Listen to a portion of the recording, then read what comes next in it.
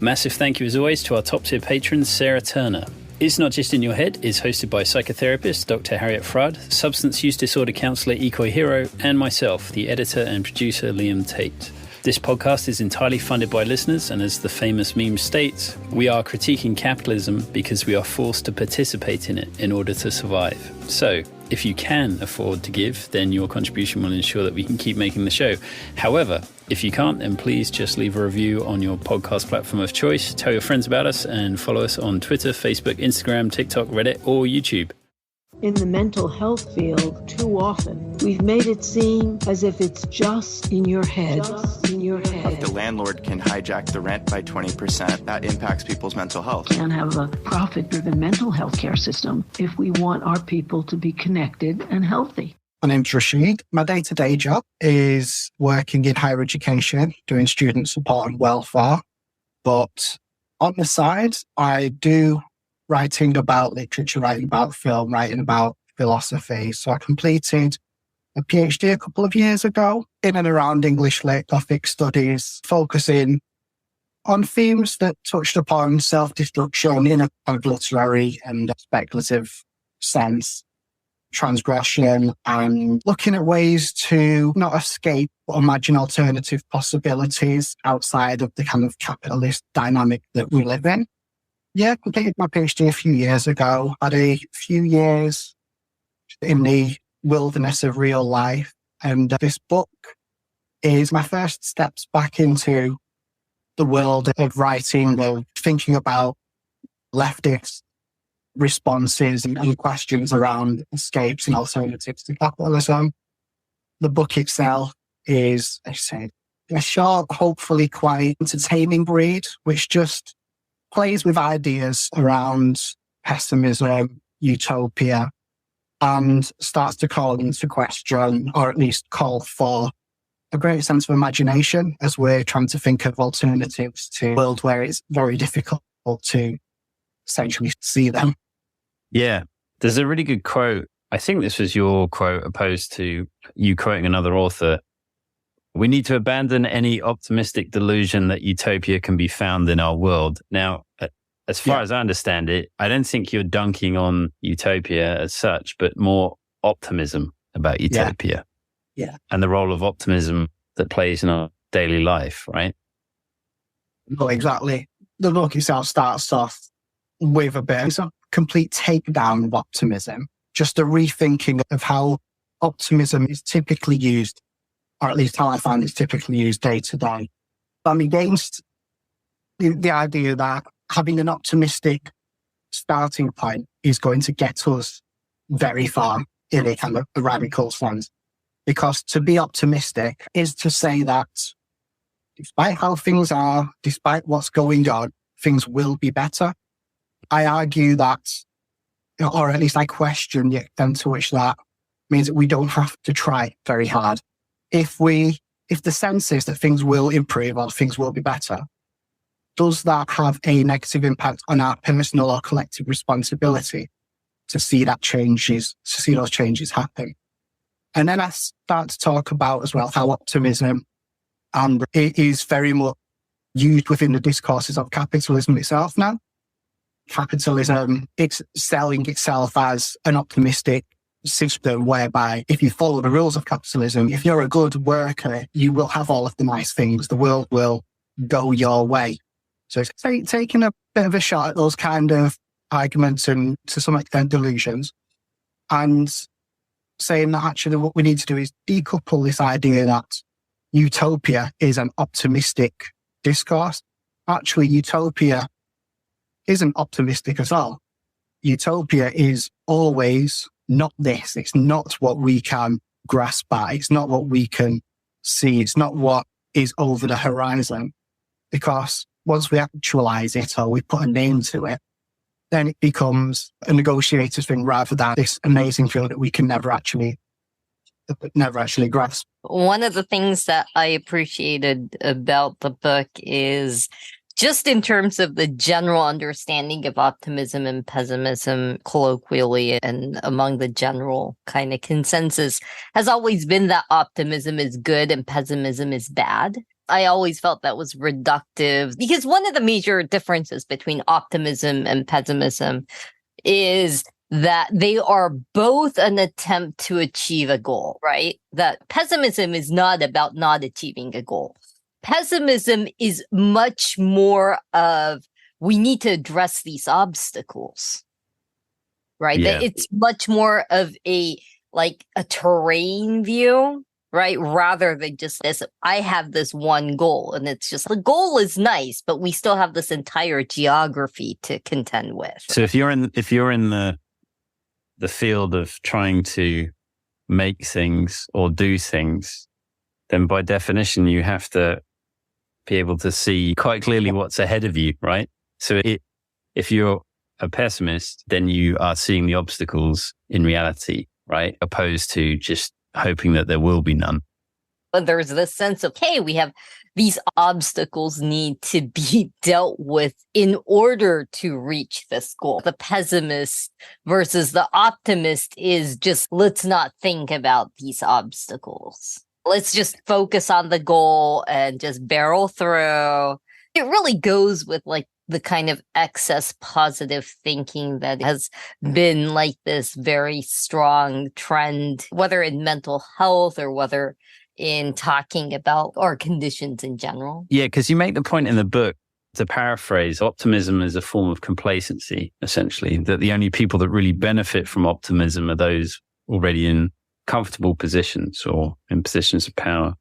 So in that way, pessimism is anti-establishment. Yeah, let's say that pessimism is a starting point or a position. Now, there are a great many different kind of roads you can take from that position. But ultimately, from that position, you can see the landscape ahead of you. You can see the world in all of its horror. And, when you can see that clearly, when you're not turning your back to it, or you're not overcome by an optimistic sense that would say, oh, that doesn't matter because if I do this, then everything will be fine. Then I think you can actually start to pragmatically navigate that in a way. If optimism ultimately wants us to continue plodding along as we are because everything will be right in the end, whereas the pessimist would say, actually, things are not right. They probably aren't going to be right. But then it's up to the pessimist, the person in that kind of critical position, to then choose a path to navigate that. Now, the book aims to encourage a bit of kind of imaginative thinking, speculative thinking as to how we could try to overcome some of those barriers. But pessimism is a contentious viewpoint, namely because it does have a lot of, rightly or wrongly, a lot of connotations with fatalism, with just a general bad attitude. Toxic positivity is just nauseating. But I also have this thing just on a sort of basic level. There's definitely a few people I've known in my life who I would consider, and maybe this is blurring of the terms, but I can think of a few people that I think of as deeply cynical or pessimistic or defeatist, and they can really suck the energy out of a room. And it's, from reading this book, I don't think you're saying, hey, we need to be like those guys. I think you're trying to say, have a clear picture of what's ahead of you. And it's actionable, right? It's about doing something. It's not just about everything's shit and it always will be. I think what you're doing to a certain degree is confusing affect, because optimism and pessimism isn't necessarily an affect. It's an approach. You can be pessimistic and be a very bubbly person. I'm a proud pessimist myself. One of the jokes that my friends have about me is I'm the cutest bad news bear because I'm so bubbly about it. Yes, like I said, pessimism isn't necessarily the definition of who you are or how you act or anything like that. It is more of a starting point. At least that's how the position which you take from which you can then move. Now, how you choose to move is obviously an individual or collective thing, but yeah, pessimism or the pessimist then has to do something. I think we can say that the pessimist expects nothing. They don't necessarily expect the world to change in a better way. The glass is obviously half empty, as the adage goes. The pessimist expecting nothing implies a lack of belief almost in the future. But then this was like one of the questions that I had when writing it was, how do I then take that and marry it with a leftist approach whereby we do actually want to see some positive change in the world? So yeah, the contention is that pessimism is fundamentally a critical position. And from that position, the hope is that you can see the world in all of its, however it is. So the difference between hope and optimism is, if optimism is a sort of form of complacency with the status quo, hope is towards something that maybe you will not necessarily see in your lifetime, but you believe is for the sort of betterment of you and your community. It's as if it's motivation as opposed to complacency. I had this conversation with a friend of mine who, I guess he's a capitalist, and he was like, I was talking to him about some of these ideas, and he's, moments of despair. And again, these are interchangeable terms, maybe, or unfairly used in it. But moments of despair or confusion or pessimism are great business opportunities. Obviously, I roll my eyes, but there's that part of it where I'm like, yeah, I guess he's right. I guess for some of us, the feeling is like we're already at this low point as far as how society, treats those without means. And so we already feel like we're at this low point. And perhaps you can make the point that consumer capitalism is trying to patch over all of these things that actually don't work in terms of like basic human needs. But I guess that part of the question is, what if people prefer this perverse naivety, which is a term I think you used in your book, of optimism? There's that term pronoia, the idea that the world is conspiring to help you. And we all know people who are into that sort of stuff. It's all over Instagram and it's all spiraling off things like the book, The Secret. So yeah, how do you confront that kind of thing? I wonder how to approach that problem, if the problem is real, that people prefer perverse naivety. It's a really interesting question, and it's something which I do grapple with a little. And I'm not going to say that I have an answer necessarily to it, but just to talk it through maybe.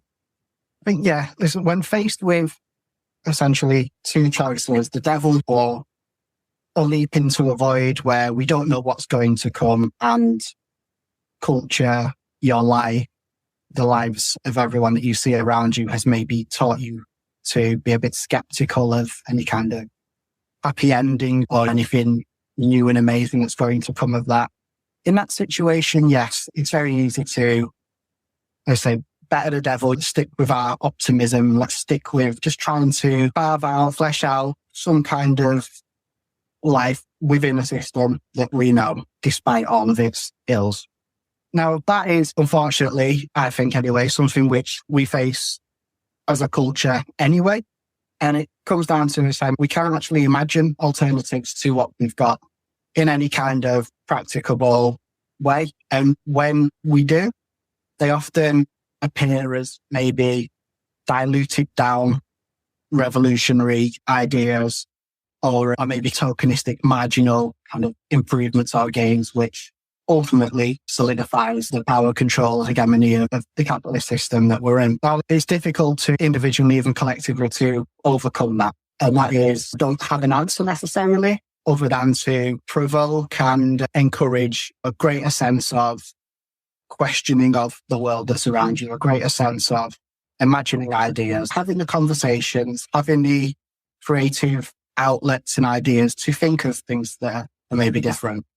And then when the time does maybe come to make a choice between the devil, something that does look a little bit different, there might be a bit more confidence. So, I thought perhaps the glue to some of this stuff as well was you talked about the Schopenhauer, if that's how you say his name. And the point you were making is that, sure, this guy was a grumpy bastard, but that he fundamentally had something very similar to Buddhism, which is like life is suffering. That's actually the thing that kind of unites all of us to some degree.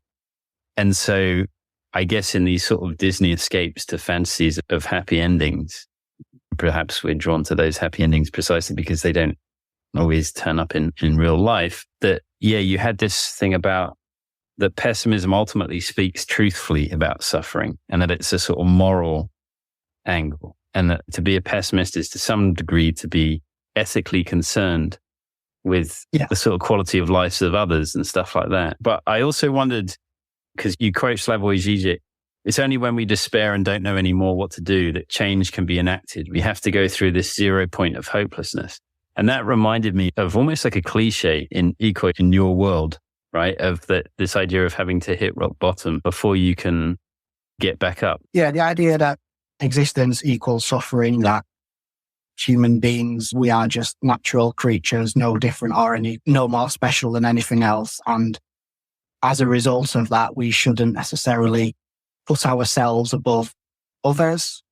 We're all the same suffering creatures, and therefore the kind of moral impetus of our lives within this world that is set up against us should be to see the reduction of suffering where we can.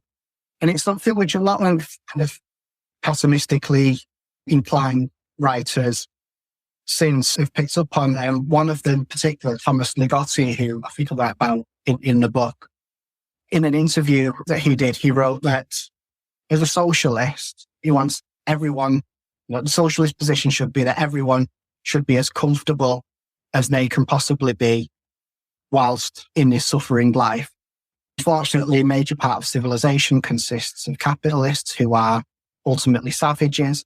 And as long as we have to live in this world, what could be more sensible than to want for yourself and others to suffer as little as possible? Unfortunately, this will never really happen because too many people are savage capitalists, brutal and inhuman. As a pessimist, the primary concern is eliminating suffering or at least diminishing it significantly. So I can see many critics would say it's maybe a stretch to go from a position of absolute dejection and despair to saying that this is actually, when you boil it down, a somewhat compassionate or empathetic position. But it is one which I think is worth pursuing and teasing out. If we can see in ourselves and in others that we all have a lot of challenges and difficulties to face, then the sensible thing is that we work together to try and overcome them. And that is the value that I'm trying to pull out of pessimism from Schopenhauer through more contemporary critics as well. But I think there's something to this idea of the reduction of suffering. Obviously, equal is the term harm reduction, right? But do you think in your experience that you have to reach a sort of 0 point of hopelessness before you find change to be enacted? Because I know that you've said in the past that as a sort of cultural meme that sometimes does more harm than good, right? Especially when it comes to what is quote unquote rock bottom, really, right? Is what it comes down to. Because for a lot of people, it's death. Yeah. If you're dead, there's nothing to come back from.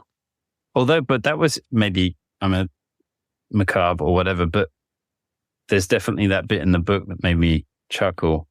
Was the idea that suicide was even still encapsulated by sort of optimism because it was seen as like a way out, like an escape. And to some degree, it's got to be true, right? It is a way. It stops things. There is nothing after that. I think in a sense I think that is actually a really kind of important point in a certain way, because optimism is about control. Right. And ultimately, when you feel so helpless and everything is absolutely going against you, it is like a last-ditch effort at, I am going to decide my fate. Again, like people commit suicide for a various number of reasons, diverse. That can be one of some of the factors because to a certain degree, right? One aspect of pessimism is that like it is an admittance of not everything being in your control. And that's part of the horror, right? Not only seeing sort of various things that are upsetting or cause more outrage, but just that sort of awareness that you aren't actually in control of everything. And one of the things about like optimism is that it can also be like a very comfortable resting spot for hubris. They breed together. Yeah. And so it's one of those things where I really feel like the rock bottom thing is, I think, an application of the hubris of optimism. Because optimism really is often about not questioning a lot of the values and the presumptions and assumptions in our society.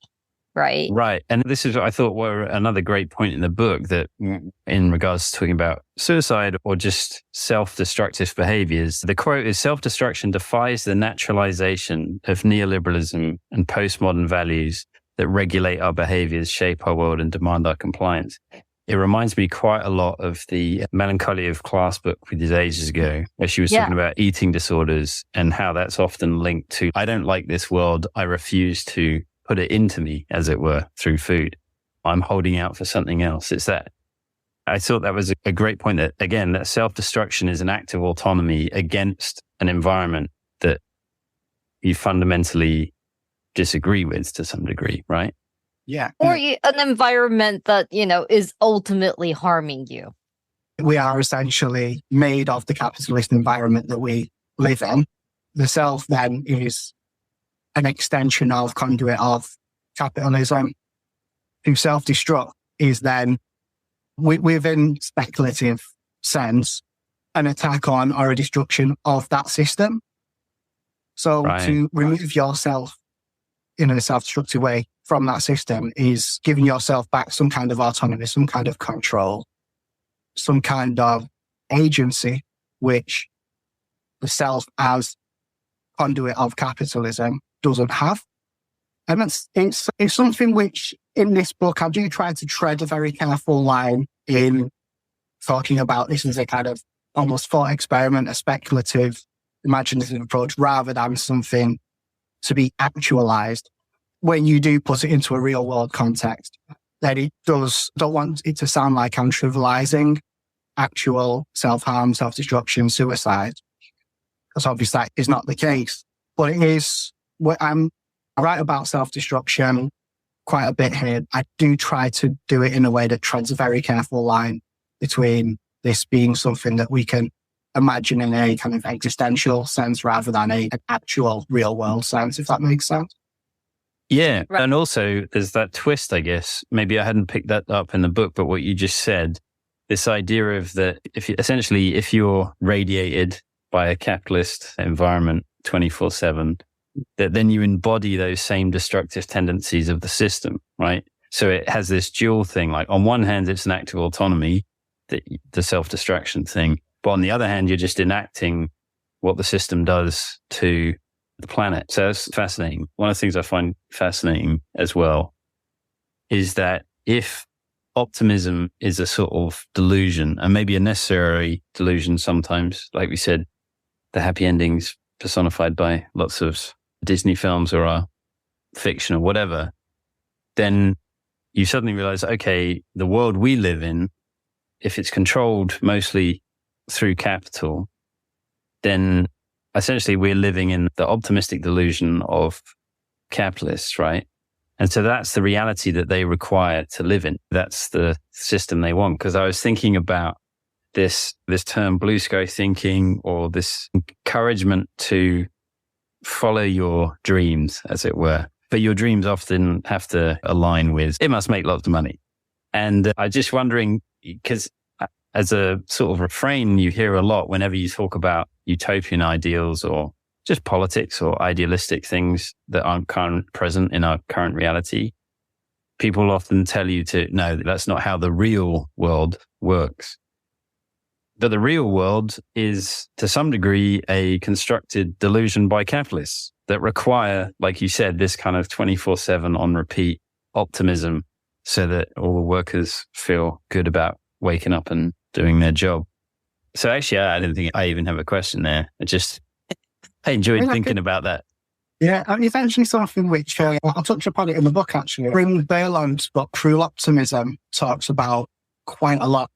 So it's essentially optimism is itself a kind of relational bind that's cruel, in that it keeps us tied to a logic and system that is actually, strip it back, counterintuitive, and is actually a barrier to us from flourishing.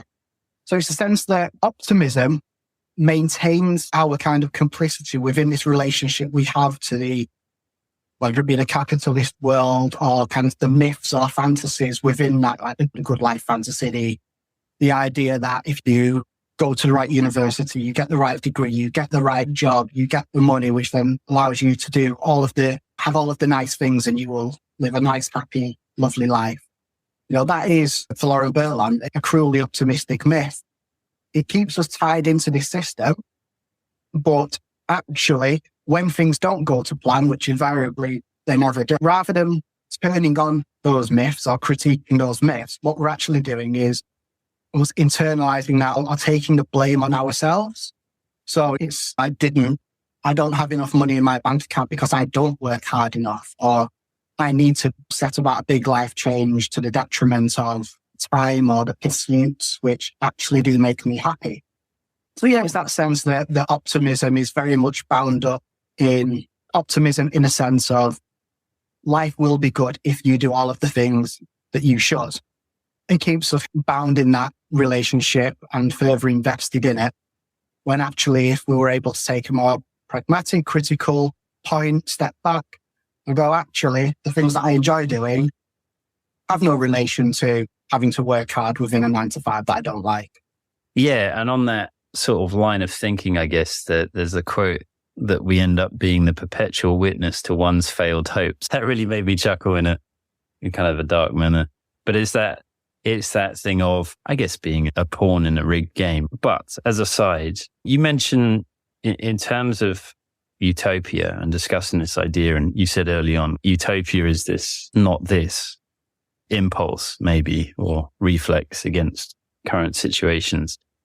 There's this concept of utopia that you have as a sort of nothingness or a refusal, the utopia of us without the world. What does all that kind of stuff mean? In the book, I go as far as to say that utopia is an impossibility.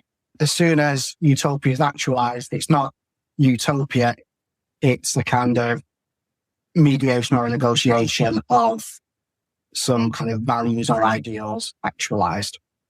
Utopia, capital U, as a tangible thing, I think Frederick Jameson says is actually the kind of closing off of ideas and social possibility, whereas utopianism or utopia that isn't actualized or graspable is ultimately possibility. It's what could be.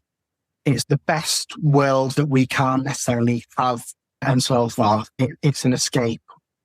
As soon as we say that this is utopia, we lose that opportunity to escape, I think, is the way that Frederick Jameson runs with that idea.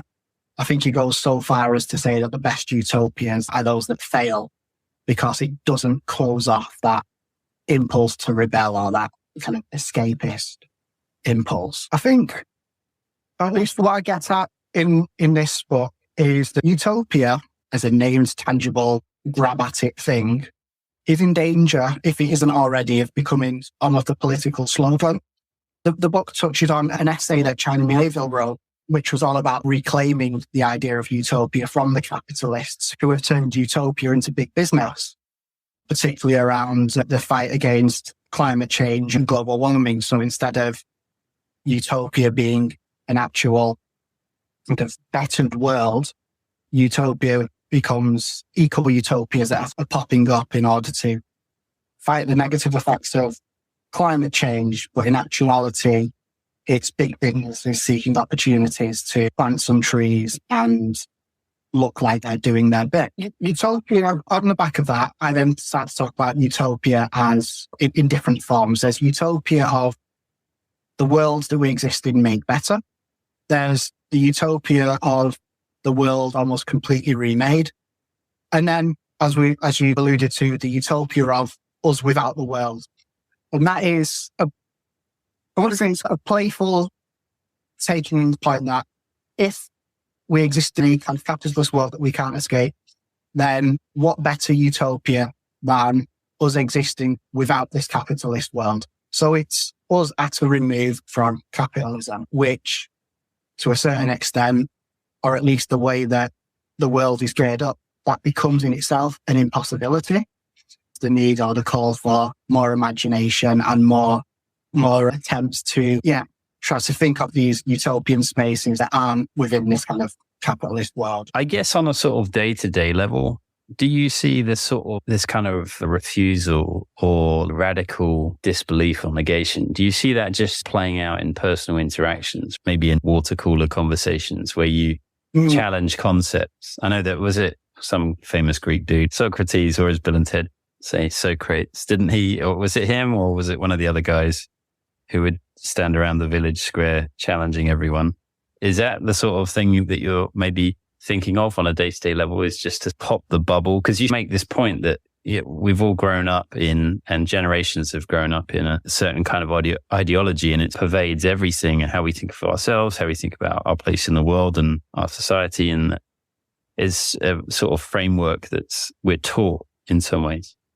So besides, I guess, like the big things like organizing in whatever fashion, do you see it playing out and just challenging people on a one-to-one basis? Or is that just my own kind of perverse enjoyment? I think we can hope for change. We're seeing, in the UK, mass strikes across loads of different industries at the moment. Whether that bears fruit, I don't know, but at least being hopeful about it, even showing that the way that the system is currently set up, the way that our economy is set up, it cannot hold. Far too many people are suffering, far too many people are being vocal about the challenges and the struggles that they're facing now.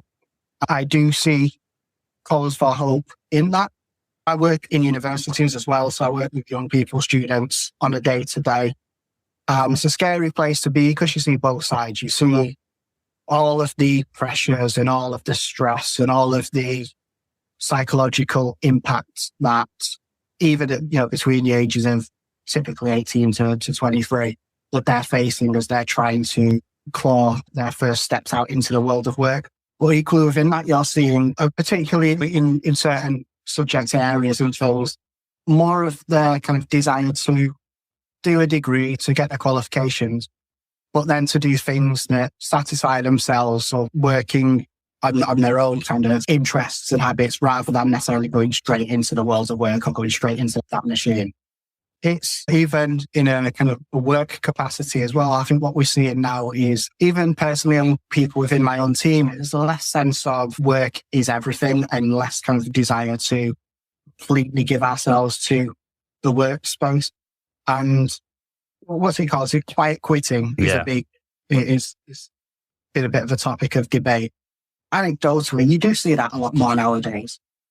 Is it something which, in the grand scheme of things, is going to bring about the downfall of the capitalist system? No.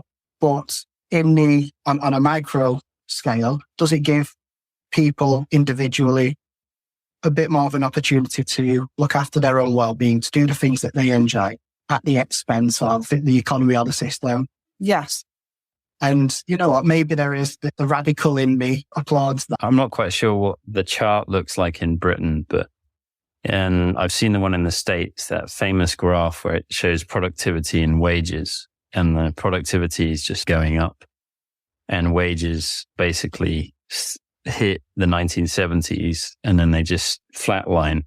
Yeah. So the whole quiet quitting thing is, obviously COVID made a dent as well in, I guess, people's why they do anything, moment of reflection, etc. But the quiet quitting thing just makes sense just on the basis of, everyone knows that they're getting dicked, right? Yeah, there's more of a general awareness as well that salary, wage, yes, obviously we need it, but it doesn't necessarily bear any real relation to the output, the effort, the stress that you're under. And then there is a definite rebellion against that. It's not in actual terms of people leaving work or escaping the system, but at least in the conversations and the attitudes that people have towards it. I think it's something that Rachid M'Rabty talks about, the idea that this wage myth is something that we need to start to think about. This idea that we need to work to collect a salary to live, when actually there is more than enough wealth and resource around for everyone to have a good standard of life if it were just shared out accordingly. Agreed. And those conversations, I think, are, like I said, I work within universities, and it's always been the case that those kinds of conversations happen on campus. But I think it is permeating a lot more into kind of general society as well, at least where I am in the UK. Yeah. Equally, did you have any sort of final thoughts? Because we're in the final few minutes. Oh, I really did enjoy the book for disabusing some of the binary aspects of optimism and pessimism and fleshing it out in this case, like the political sense of what this means. yeah. There's a good quote to close out. The worst is an opponent we cannot overlook. Massive thank you as always to our VIP patrons, Rebecca Johns, Bruce Rogers Vaughan, Alexander Lashley, Sheena Belmas, Seamus O'Connell, Alex Placito, Alexandra McCormick, Wig Shaker, Elizabeth McKechnie, Fontaine, Hartley Wilmoth, Red Yen Cola, Joseph Carreri, E, and Sean Venado.